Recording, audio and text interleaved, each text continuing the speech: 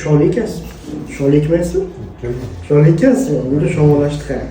Ayolni homilador bo'lish uchun faqat ko'proq sonidan, mana ko'proq qilishadi. Mana aktivligi, mana sizda zo'r, aktivligi zo'r. Soni yaxshi, 960 millionta, juda ham yaxshi.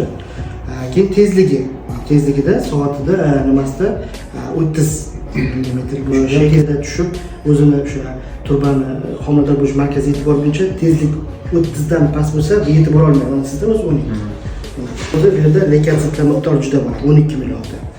12 million leykotsit juda baland. Bu ayolni homilador qilish xususiyati qachonki morfologiya 4% dan baland bo'lsa bo'ladi. Chunki mana hozir endi qarang, endi yaxshi bo'la boshlabdi. Mana. Ko'rdingizmi? O'zi 20% ga yaqinlashibdi. Bu o'sha tumshuqchasidagi kislotasida, qiziqchilik kislota bu teshib kiradi. Lekin bu yaxshi, tabletlayman. Mana 2% ga yetib oldik, xudo xohlasa. Chunki organizm yosh. Yoshlarni tez tiklaydi. 35 yoshdan keyin foydasi yo'q. Morfologiya tuzatib bo'lmaydi, bedavo dam qo'yiladi. Faqat eko ham yordam bermaydi, X ham yordam bermaydi, IMSI qilinadi. Chunki farzandli qilinadi. Unda ham agar yaxshilab qaramasa, homiladorlik 8 haftada to'xtab qoladi yashashdan. Bu shu darajacha ta'sir qiluvchi narsalardir. Shunaqa.